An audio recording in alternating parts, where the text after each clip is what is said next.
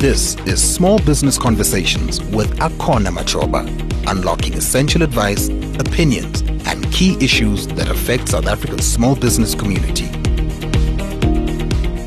Welcome to yet another edition of the Small Business Conversations podcast, Moneyweb's weekly SME show highlighting critical issues affecting South Africa's small business environment. In this week's edition of the pod, we turn our attention to the quiet quitting phenomenon and its impact on productivity for businesses. Listen, we are approaching the halfway mark of the year, so mid-year burnout and fatigue could be setting in for most people, resulting in them maybe neglecting their work responsibilities or not approaching their roles with as much enthusiasm. So the question becomes, how does the employer identify and fix this problem before it has a major impact on the business's productivity? I am joined by Renee Richter, the Managing Director of REM Channel. REM Channel recently conducted some research around this issue, and Renee is here to help shed some light on how employers can best tackle this issue. Welcome to the pod, Renee. Thank you, Akona, so much for having me. Renee, can you start at the beginning here? Can you start by explaining for us what exactly is quiet quitting and where does this phenomenon come from? Well, there's various terms, but it has been dubbed quiet quitting. And what it really refers to is the scenarios play out where employees put in no more effort into their jobs than absolutely necessary. So they do no more, no less than what is required of them in terms of their jobs. Now, whilst one would argue that that is the contractual agreement between employee and employer, you do want engaged employees to go the extra mile. So the term quiet quitting has also evolved, and it's even questioned whether there is a derogatory connotation associated with the word quitting, because it's not necessarily quitting. It's just doing the absolute minimum that is required from the employee. And just before we get into the major findings that came out of the study, which is the salary and wage survey, which was done for March 2023, REM Channel spoke to a few people. Can you speak on the survey dynamics? What was the sample size looking like and the demographics of the people that you spoke to? Okay, so this research is conducted annually, and particularly in April, and then repeated in October of each year. So we've only introduced quiet quitting now in this publication that we've just done. Well, it feels like we've just done it. But most certainly the question was to employers to try and ascertain whether quiet quitting was a real South African phenomenon. And out of the responses that we received, and there were various questions to try and ascertain the intensity of the phenomenon and the reasons for it. But I think what was rather alarming from this research is that close to 1/3 of the companies, and there were about 62 corporate South African companies across various industry sectors, indicated that they were unsure whether their employees were indeed at the point of quiet quitting. Now, if one measures productivity on a regular basis, one would have assumed that that number would be higher in terms of the understanding of where your workforce is. What did the research found to be the key causes of employees to quietly quit their jobs, as it's been dubbed? Okay, so on the one hand, there's the research, but on the other hand, there's also a recent white paper by WITS and the Medical Research Council that indicated that 25.7% of South Africans are most likely depressed, with more than a quarter of the respondents reporting moderate to severe symptoms of depression. So that really ties in with the results of the research. If you then look at what the employers indicated, they indicated that 49%, employees are no longer prepared to sacrifice their mental health.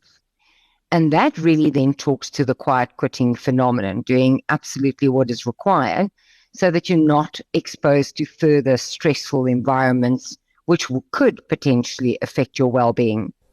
And what other findings came out of that then? Well, there's quite a lot. So 36% of the employers indicated that the number of employees feeling burned out is increasing. That's very much in line with the mid-June statement that you made earlier. But I think this is a general phenomenon, post-COVID, post the pandemic. These really major stresses on employees, both from a mental health perspective, well-being, as well as the fact that they are under financial strain given the current economic climate. And then 38% of those employers indicated that quiet quitting is more prevalent amongst certain generations. Unfortunately, we didn't unpack that further, but they did obviously then indicate that there is a differentiating factor depending on which generation you're dealing with. And I suppose it depends on really the life cycle and the employee life cycle that they are in at the company, or their personal life cycle. And then, of course, employees also indicated that they are tired of being asked to do more without additional compensation. Now, if one unpacks that a little bit, the survey also deals with staff turnover, and the turnover rates are increasingly high, and resignations in particular are very high in the professional services environment. So that leaves the employees who remain behind with quite a lot of stress in picking up some of the slack, even if it is just for a period of time in terms of their other colleagues leaving the organizations. So it's interesting to see that there's this conundrum between compensation and what is being asked of employees. And of course, there's always a component that looks at poor management, which can be blamed for quiet quitting. Sure, and I think those are quite insightful insights that you're sharing there, Renee. But I'm wondering, if I'm an employer, most people don't really wear their hearts out on their sleeve, just to use a phrase there. So how does the employer then identify that, okay, my workforce is entering that quiet quitting phase, or they're doing the bare minimum phase? What signs should they be looking out for? Well, I think traditionally we talk about employee engagement surveys, and that's really where the employer ensures that there is research done amongst the employees to ascertain the overall well-being of employees. So some of the great questions that you can ask is, is this company a great company to work for, and is my contribution making a difference? Are they taking my development into account?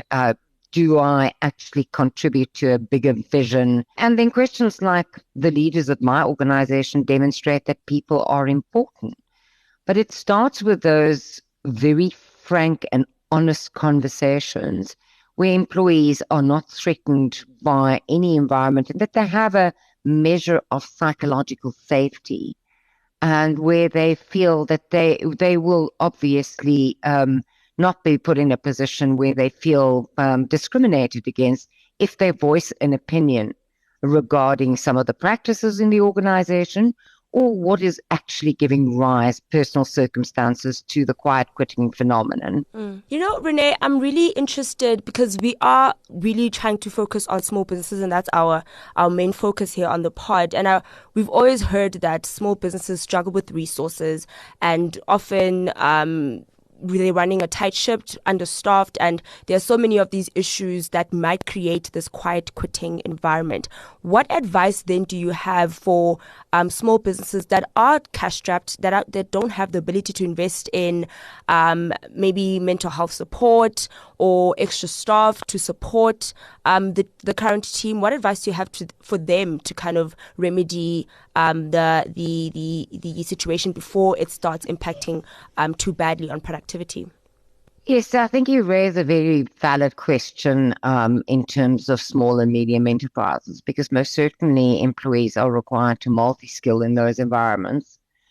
But what we have found is that where there is a focus on the bigger employee value proposition, and where employers look at the health and wellness of employees by, for example, accommodating different schedules in a more, I would say, a flexible environment, and also providing other elements that really may not cost a lot of money, but that will most certainly indicate that the employee is recognized for their effort.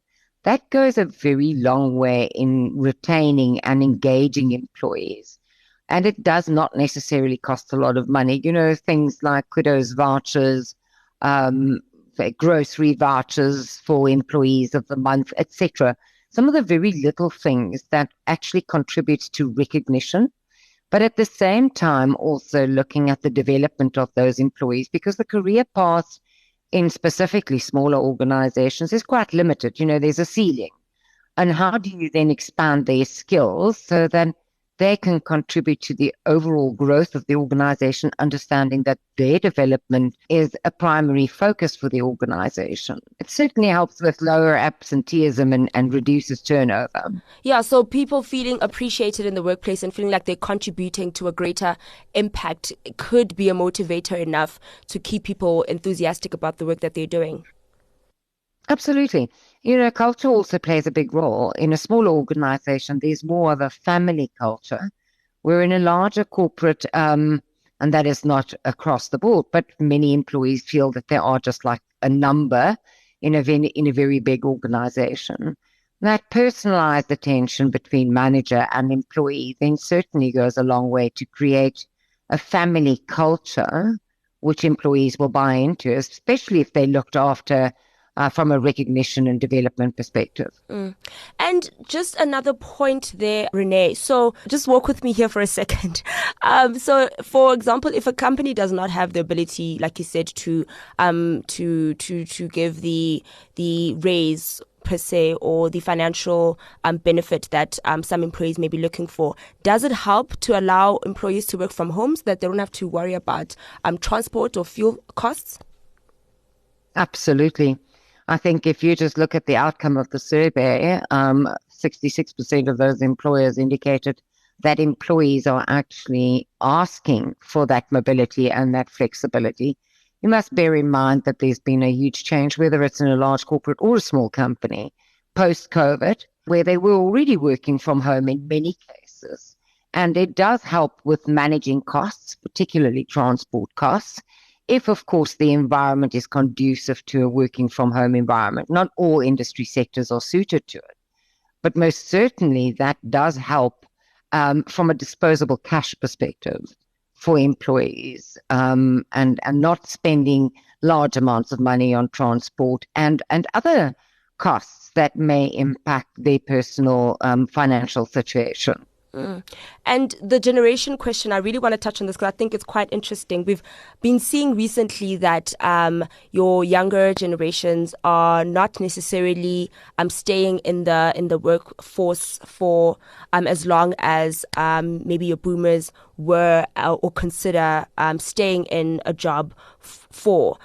Is there a difference in how your Gen Zs maybe are treating the workplace and how your boomers or older generations are treating the workplace? Are you finding that your older generation is more willing to kind of quiet quit and stay in the job because they have responsibilities, and young people are quicker to just leave and find better opportunities elsewhere that are more satisfying, perhaps? Yeah, that is a bit of a conundrum, and one doesn't want to generalize in terms of the different generations. But that being said, if you're looking at the Gen Zs, they are about development, they are about growth.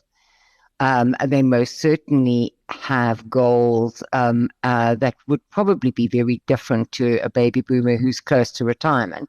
So one needs to understand that would be different, that they would, if they are in an environment where they're not being developed, where they're not being skilled, where they don't have a clear understanding of their potential career path, that they would then either quiet quit, but if their skills are in demand, they would simply look for the next opportunity. Whilst your baby boomer would probably quiet quit because simply I'm close to retirement and I'm not going to rock the boat right now. So yes, but I think one must also understand that every employee's personal circumstances are different. And that is why it is not necessarily a good thing to generalize across the board. You have some baby boomers who have still got very appropriate skills to add to any organization, and could do so on a contracting basis or any other environment in this gig economy where they are able to contribute quite significantly. And just drawing to a close of our conversation, Renee, I'm interested. I mean, the job market in South Africa is quite competitive. A lot of people are unemployed. And I'm wondering, yes, you spoke about whether or not this is becoming a huge issue in the South African context, the quiet quitting phenomenon. But I'm wondering, with a country that has such a high unemployment rate, can employees afford to be doing the bare minimum at their jobs? Well, I suppose it depends what you define as the bare minimum. The bare minimum is what I've contracted with the company and I'm not doing anything over and above. So when you talk about quiet quitting, in many cases, it's defined as doing just enough not to get fired. And I suppose it depends on the industry sector, the type of skill that you're looking at, and whether they actually have other opportunities out in the market. Now, as you rightly said, with high unemployment rates, whilst there are certainly job opportunities, you might have a significant number of candidates applying for the same position. And that means that it's not necessarily that easy to change positions, which will then result in that quiet quitting until such time as the opportunity of a lifetime comes along and the change is then made. But it also means that they are probably scouting for opportunities whilst quiet quitting. And that is quite a dangerous position for a company to be in if you don't address it appropriately. Mm-hmm. And for the employee here listening now, and they are maybe confused of where they are at, because I think there might be an issue identifying whether you have quietly quit your job, or if you are feeling stagnant in your career. How do they decipher which one comes first? Is it stagnation and then quietly quitting, or do you quietly quit and then become stagnant? How do you identify that, and how do you get out of that rut as an employee? Well, I think as an employee, you need to understand very clearly what your goals are, where you see your career going, what your growth is going to be. If you've identified a career growth path and you know exactly what those goals are, and you see that you are not necessarily achieving them in the organization for various reasons, whether it's lack of development, whether it is engagement, overall leadership issues, that is the time that you actually need to think, well, is it necessary to quiet quit, or is it necessary for me to upskill myself and as quickly as possible change my role and find out whether I am still marketable in a job market? And the only way to do that is through personal development, but also very clearly understanding what your career path is. So the one can come before the other and vice versa. But I think every employee needs to understand, is this what I want in my life? Is this sufficient? Or is there something else that I want over the longer term? And what are those goals? And how will I measure them? How will I measure success over my career and my whole talent and development path? Renee Richter there from REM Channel explaining the growing quiet quitting phenomenon in South Africa and how employers can identify the signs and fix the problems before it progresses to the detriment of one's business. Thank you so much, Renee, for joining us and for your insights. Thank you so much for having me. If you enjoyed this podcast, please like and follow Small Business Conversations, and don't forget to share our episodes. If you want to contribute to the conversation, you can tweet me at machoba_a, or you can email us at smepodcast@moneyweb.co.za to share your thoughts and suggestions for future conversations. Until next time, thank you and goodbye. You've been listening to Small Business Conversations with Akona Machoba. To listen to more Moneyweb podcasts, go to moneyweb.co.za, the Moneyweb app, or your favorite podcast platforms. Moneyweb, your trusted source for business and investment insights.